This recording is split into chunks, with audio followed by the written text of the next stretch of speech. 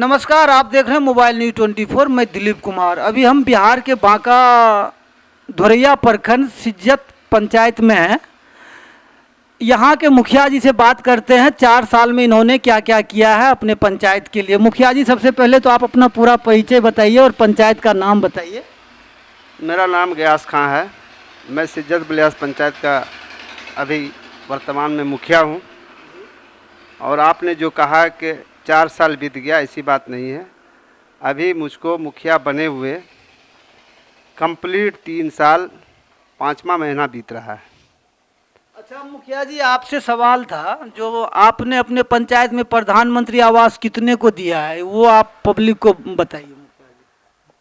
जब मैं मुखिया बना था, मुखिया बनने से पूर्व प्रधानमंत्री आवास का सर्वे हुआ था और जो सर्वे हमारे कर्मचारी के द्वारा किया गया था, मैं सहर्ष उसको स्वीकार किया था।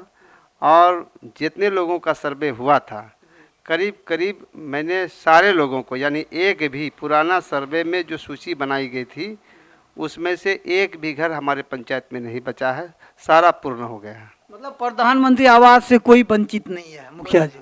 जो सूची में नाम था, जो सूची में नाम था उसमें कोई वंचित नहीं रहा। अच्छा मुखिया जी, दूसरा सवाल है, जो ओडीएफ मुक्त आपका पंचायत हुआ या नहीं?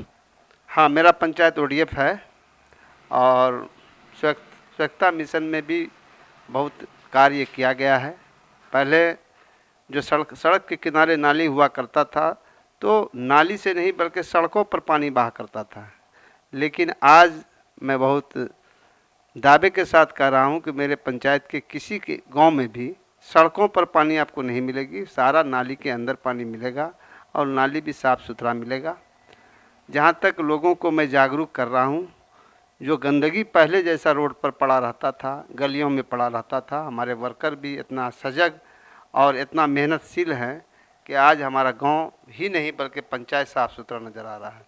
अच्छा मुखिया जी, स्वच्छ भारत मिशन सुचारू रूप से काम है हो रहा है कि नहीं? स्वच्छ भारत मिशन के लिए जैसे आप लोगों को रिक्शा दिया गया है कूड़ा फेंकने के लिए, गीला कचरे अलग में, सूखा अलग में, उसका बताइए क्या? वही तो मैं आपको बताया कि हमारे यहाँ गांव में जो स्वच्छ भारत मिशन का जो अभियान चल रहा है, उसके तहत हमारे पंचायत में भी 14 वर्कर्स हैं जो अपने कार्य का निर्वाह ईमानदारी से कर रहे हैं। वही बात मैंने बताया कि जहाँ तक रहा सूखा कचरा और गीला कचरा, वो हमारे कचरा भवन में जमा हो रहा है। और चूँकि ये लोगों को आदत लगा रहे हैं, ये मैं नहीं कह रहा। आप जाके जागरूक करते हैं पब्लिक को, समाज को, पंचायत को, जो आप ऐसे जी, मैंने ये जागरूकता अभियान है। चूँकि बहुत दिनों से लोग सोए पड़े थे, घर के सामने लोग कूड़ा डाल देते थे, तो हम लोग चूँकि प्राइमरी स्टेज से उसको जागरूक कर रहे हैं। जिस तरह एक बच्चे को शिक्षा दी जाती है, उसी तरीके से हम लोग अपने पंचायत के सभी जनता को जागरूक कर रहे हैं, आदत लगा रहे हैं। और उसमें बिल्कुल हम लोग करीब करीब कामयाब हैं उसमें। अब लोगों को आदत लग गया है कि कचरा गाड़ी जब जाता है तो अपने घर से निकाल के गाड़ी में डालता है। मुखिया जी, एक चीज़ और है, जो 1,20,000 प्रधानमंत्री आवास के लिए मिलता है, उसमें सुनने में आया है जो घूस भी लिया जाता है 10%। कितना सच है आप बताएंगे? देखिए, मैं अपने बारे में बताना चाहता हूँ। आप अपने पंचायत के बारे में? अपने बारे में मैं, जो कि घूस की जहाँ तक आपने बात किया, तो ये मैं नहीं कह रहा हूँ कि हमारे यहाँ पर लोग बहुत ईमानदार हो गए हैं, भ्रष्टाचार तो है। मैं अपने बारे में कह सकता हूँ कि मैं दावे के साथ ये कह सकता हूँ कि मैं अपने पंचायत में किसी लाभुक को इस मामले में मैं आज तक कभी नहीं कहा। लेकिन चूँकि करप्ट है, सारा सिस्टम करप्ट है, अब स्वेच्छा से लोग निकाल के दे देता है, तो मैं क्या करूँ उसमें? लूटे तो जा ही रहे हैं। अगर लूट नहीं रहे हैं तो आए दिन पंचायत के लोग जो शिकायत कर रहे हैं प्रखंड में, तो कहीं न कहीं हेरा फेरी है, तब तो बात आती है प्रखंड में, लोगों पर एफआईआर भी हो रहा है। लेकिन मैं मैं अपने बारे में दावे के साथ कह रहा हूँ कि मुझ पर कोई उंगली नहीं उठा पाएगा। लेकिन सारे सिस्टम की बात तो मैं नहीं कह पा रहा हूँ कि कौन कौन बेईमान है, कौन ईमानदार है, वो तो मैं नहीं बता पाऊँगा। लेकिन कहीं न कहीं ये कुछ वास्तविक है, तभी तो आए दिन प्रखंड में बातें होती है कि फलां से 20,000 ले लिया, एफआईआर सहायक पर हो गया। तो कुछ सच्चाई है तब तो हो रहा है। वायरल वीडियो हुआ था सहायक का जो घूस लेते हुए पकड़ा गया था। वही बात तो मैं बताया ना कि भाई कहीं न कहीं कुछ तो बात है तब तो वायरल वीडियो हो रहा है। मैं उससे इनकार भी नहीं कर रहा हूँ, लेकिन मैं अपने बारे में कह रहा हूँ कि भाई हमारे साथ उस तरह की कोई बात नहीं है और मैं अपने पंचायत में होने भी नहीं दे रहा हूँ। अच्छा मुखिया जी, ये जो स्ट्रीट लाइट लगवाए हैं आपके गांव में तो बहुत सारा है, आपके पंचायत में भी होगा। जब आपके गांव में इतना सारा लगा हुआ तो आपके पंचायत में भी होगा। ये सुचारू रूप से काम कर रहा है? देखिए, ये जो स्ट्रीट लाइट का जो टेंडर है ये हमारे द्वारा नहीं है, आपके अधीन ही आता है, आपके अंदर ना हो ये। हम लोग उसमें कुछ नहीं है, सिर्फ एक दबाव है। सारा सिस्टम खुद सरकार का है। हम लोग तो न इस स्ट्रीट लाइट को अपने मर्जी से इधर से उधर भी नहीं कर पा रहा हूँ। जहाँ तक बात रही, बिल्कुल ये जो योजना है ये फ्लॉप योजना है। बहुत बार मैंने शिकायत किया है, लिखित शिकायत किया है, फोटो के द्वारा भी शिकायत किया है। क्योंकि रात के जब हमको कहा गया तो रात में खुद पोल टू पोल चल करके जो लाइट बंद पड़ा है मैं उसका फ़ोटो खींच करके भी पदाधिकारी को भेजा हूँ, लेकिन कहीं से इस पर कोई सुनवाई नहीं है। हम लोग एक समझिए कि मोहरा है कि आपको पैसा देना होगा। तो जब सरकार ही कह रहा है, भेजता सरकार है, सरकार ही कह रहा है कि आपको वेंडर को पैसा पेमेंट करना। नहीं, जब लाइट जल ही नहीं रहा है तो किस बात का सरकार को पब्लिक? ये क्या बताया कि मैं इसमें कुछ नहीं हूँ, सिर्फ ये कि एक माध्यम बना लिया है कि मुखिया के अकाउंट में पैसा डालो और फिर मुखिया से निकलवा लो। अच्छा मुखिया जी, लास्ट सवाल एक और है, जो ये आपके यहाँ नल जल का सुचारू रूप से काम चल रहा है? नहीं, ये भी बेहतर सेवा नहीं है। क्योंकि नल जल हमारे टाइम में जब मैं मुखिया बना था उसके पहले पीएचडी से भी हो गया था। कुछ हमारे पंचायत में पीआरडी से जो मुखिया के द्वारा हुआ था वो भी हमारे पूर्व के जो मुखिया थे उन्होंने ही किया था। ये सारा हम लोगों के माथे पर एक बोझ है, विभाग सुनता ही नहीं है। एक दिन नहीं 20 दिन तक उसको फ़ोन करते हैं, उसका फ़ोटो खींच करके भेजते हैं, तो भी सरकार से उनको मेंटेनेंस के नाम पर भी पैसा मिलता है, रख रखाव का भी पैसा मिलता है। लेकिन ये झूठ मूठ का ये कि मतलब जो हम लोगों के माथे पर आप ये सोच लीजिए कि वो नल जल का मेंटेनेंस का पैसा पीएचडी विभाग को जाएगा, चला रहा है पीएचडी विभाग। उसके जो मतलब क्या अनुरक्षक बोलते हैं उसको, जो अनुरक्षक होते हैं वो हमारे पंचायत का जो पैसा विकास के लिए हमको दिया है सरकार, अब उसका महीना कहता है कि आप पेमेंट कीजिए। पानी चलाएगा पीएचडी, बिल हम भरें। तो कहीं न कहीं हमारे साथ तो सरकार का रवैया सही नहीं है। चूँकि भाई आपका पीएचडी डिपार्टमेंट मेंटेनेंस करता है, उसका देख रेख पीएचडी विभाग करता है, तो अनुरक्षक को भी पैसा पीएचडी विभाग को देना चाहिए, बिजली बिल भी पीएचडी विभाग को पेमेंट करना चाहिए। लेकिन हमको आप नली गली बनाने के लिए पैसा दिए हैं, अनटाइड में पैसा देते हैं तो कहते हैं सोलर लाइट को पेमेंट कर दो, टाइड में पैसा देते हैं तो आप कहते हैं अनुरक्षक को पेमेंट करो, उसके बाद कहते हैं बिजली बिल भरो, उसके बाद कहते हैं कि आप जो है ये स्वच्छ भारत अभियान का जो हमने जो 14 स्टाफ बहाल किए हैं, नहीं वेंडर नहीं, 14 स्टाफ जो कचरा उठाव का काम करता है साफ सफाई का, उसको पेमेंट आप करो। तो भाई सारा पेमेंट आप हमको ही करने के लिए कहते हैं। तो आप घर बेच के चोरी कीजिएगा मुखिया जी, उतना तो फंड आया ही नहीं है, अभी तो कुछ फंड भी बाकी है आप लोगों का। यही बात तो मैं बताना चाह रहा हूँ। जनता सोच रही है, जनता से तो हमने अनेकों वादा किया। जनता तो पूछेगा आप वही मुखिया जी, वो ब्लॉक तो जाएंगे नहीं, उन्होंने आपको चुन के बिठाया है, दुख सुख के लिए आपके पास ही आएंगे, वो ब्लॉक क्यों जाएंगे? तो आपके माध्यम से ये बात तो जान जाएगा जनता ना। जब ये चैनल से आप न्यूज़ छोड़ेंगे तो जनता भी तो सुनेगी कि आपके पैसे का कहाँ कहाँ यूज हो रहा है। हमको टाइड में नाली गली बनाने के लिए पैसा दिया और आप कह रहे हैं, पदाधिकारी कह रहे हैं कि हमारे जो है सरकार कह रहे हैं कि आप इसको अनुरक्षक को पेमेंट करो, साफ सफाई कर्मी को पेमेंट करो, बिजली बिल भरो। तो जब सारा पैसा इसी में आप ले लेंगे तो हम जनता का कार्य कहाँ से कर पाएंगे? आप कह रहे हैं सफाई कराओ, बहुत ऐसी गलियां हैं जहां अभी तक नाली नहीं बनी है, बहुत ऐसी गली है जहां पर चलने के लिए उसको रास्ता नहीं है।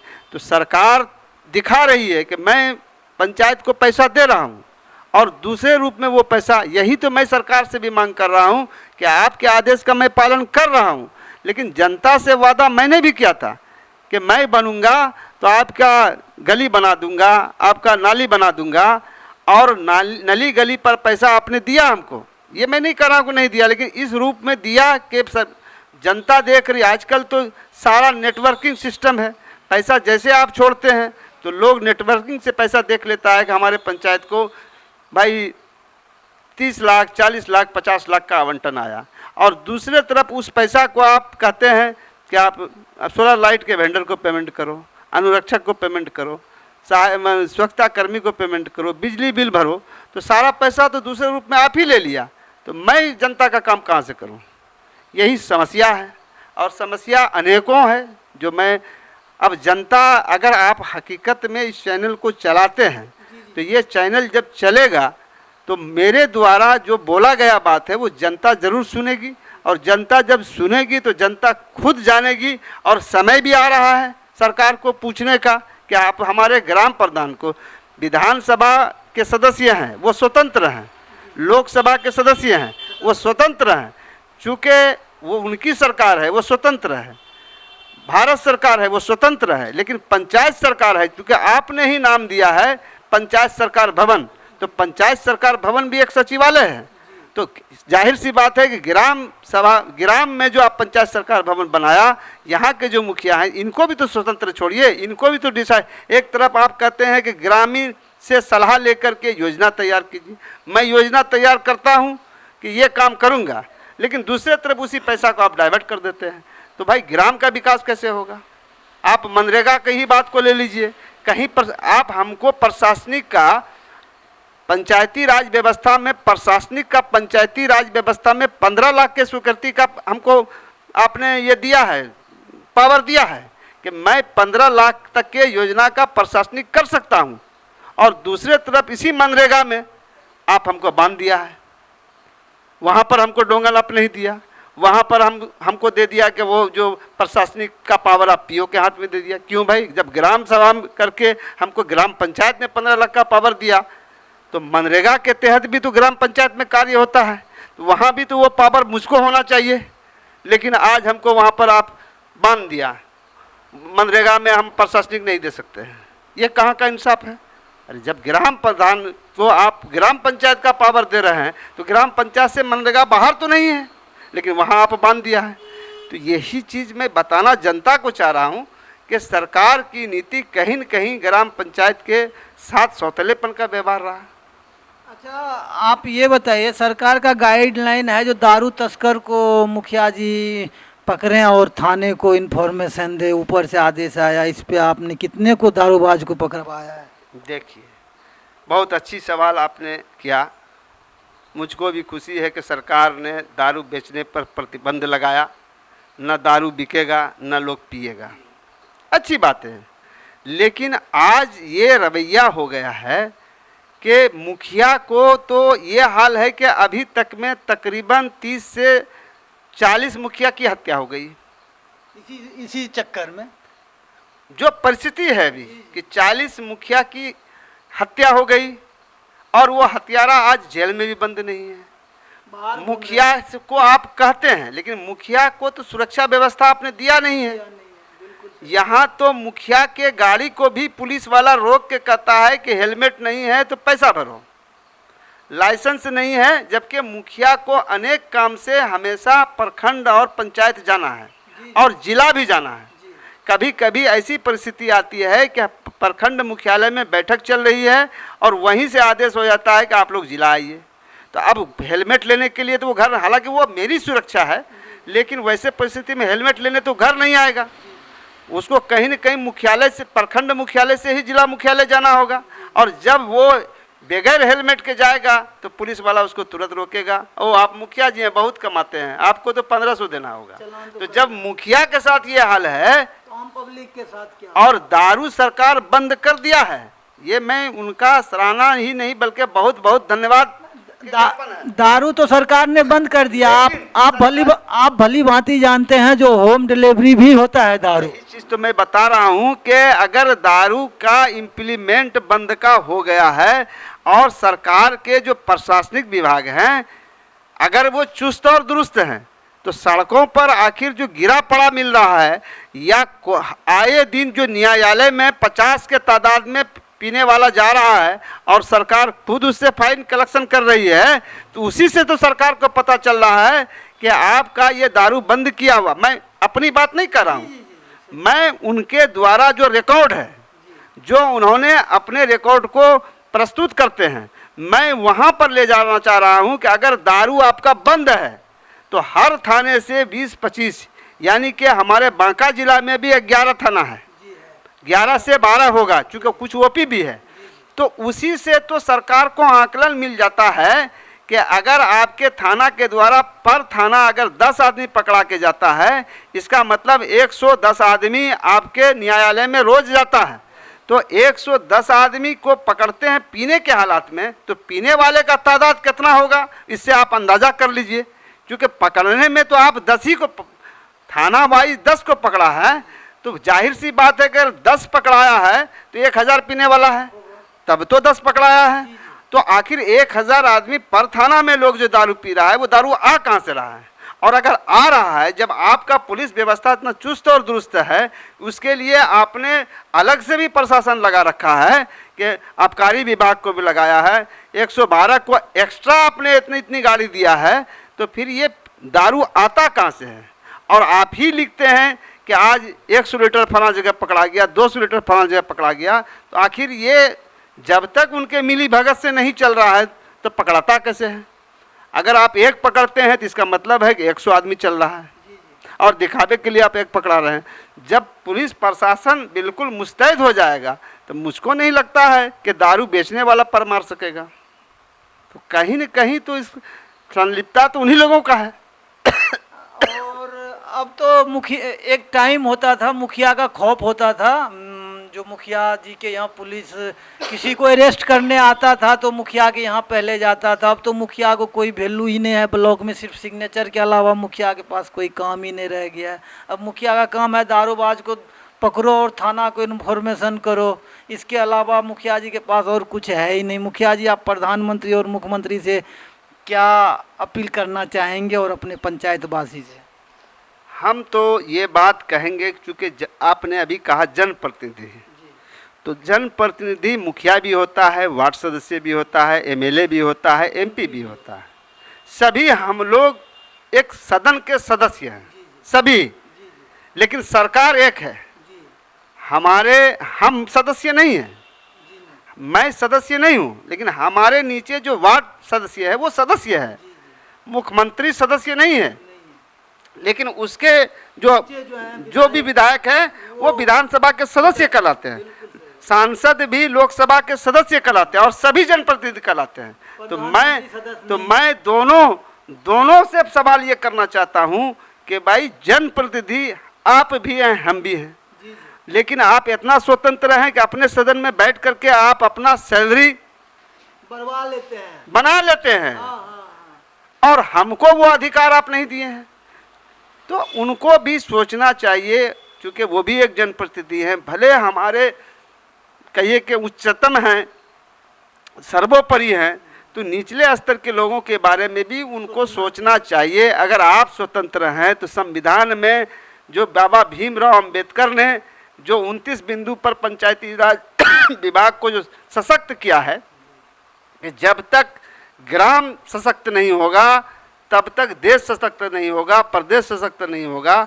तो उन्होंने बाबा भीमराव अंबेडकर के द्वारा जो संविधान लिखा गया है, हम लोग तो लड़ भी रहे हैं उसी बिंदु पर कि बाबा भीमराव अंबेडकर के द्वारा जो संविधान लिखा गया कि सबका साथ सबका विकास, प्रधानमंत्री भी हमारे यही नारा देते हैं, लेकिन सबका साथ सबका विकास हो कहाँ रहा है? जब तक ग्राम में सबका साथ सबका विकास नहीं होगा तब तक तो विकास हो नहीं। प्रधानमंत्री तो कहते हैं ग्राम से ही स्वच्छ मिशन चालू होगा तो सक्सेस होगा। वो बोल रहे हैं, मैं भी कह रहा हूँ कि बोल रहे हैं, लेकिन स्वतंत्र मुखिया को नहीं छोड़ा है, मुखिया को आवंटन नहीं दिया है, बांध के रखे हैं वीडियो साहब। सारा कुछ सारा सिस्टम उनके जो प्रशासनिक विभाग है वही चला रहे हैं। अब आप ये जान लीजिए कि हमारे साथ आपने एक अपना सचिव दिया है, हमको स्वतंत्र छोड़ा, हमारा मर्जी है कि इस नाली को यहाँ पर इस तरह से करना है। आपने जो सचिव दिया है वो कहता है कि नहीं इस तरह से नहीं होगा, तो आप स्वतंत्र कहाँ छोड़ा। लेकिन आपके साथ तो ये व्यवस्था नहीं है, ये तो मुखिया के साथ है। मुखिया बहुत परेशानी में है, बहुत तरह से इसको क्रस किया जा रहा है। हम तो ये और किया जाता है मुखिया को। मैं ये कहूँगा कि जब तक वो जनप्रतिनिधि अगर समझते हैं तो और ये चाहते हैं कि ग्राम का विकास हो, ग्राम विकसित हो, यहाँ से ही मतलब ये समझिए कि विकास दिखेगा। जब तक गांव का विकास नहीं दिखेगा तब तक आपका प्रदेश देश विकसित नहीं कहलाएगा। बिल्कुल सही बात है। तो उसके लिए मुखिया को स्वतंत्र करना होगा। जो आवंटन आप दे रहे हैं इस आवंटन को बंदर मार्ट नहीं करना होगा। इस आवंटन पर मतलब ठीक है, आपने सोलर लाइट लगाया, बहुत अच्छी बात है, आप अपने मंच से कहते हैं विधानसभा का चुनाव आ रहा है, बोलेंगे, ये भी मैं जान रहा हूँ कि आप बोलिएगा। लेकिन अगर इसके लिए राशि आप अलग से देते तो आप तो जनता के राशि को, जो जनता को विकास करने के लिए दिया था, जनता के नाली और सड़क को बनाने के लिए दिया था, वही पैसा को काट करके आप सोलर स्ट्रीट लाइट लगाए हैं और आप कहेंगे कि हम आपके यहाँ पर व्यवस्था सही कर दिया है लाइट का। तो एक तरफ आपने कहा कि हम आपके यहाँ पर रोशनी चकाचक कर दिया, दूसरी तरफ हमारी गली में कीचड़ है। इस पैसा से हट करके आप दूसरे पैसा का यूज करते हैं, तब हम समझते हैं कि आपने ग्राम का विकास किया, ग्राम पंचायत का विकास किया। तो आपने तो सुन लिया, बिहार है बेहाल। आप देखते रहिए मोबाइल न्यूज़ 24। धन्यवाद।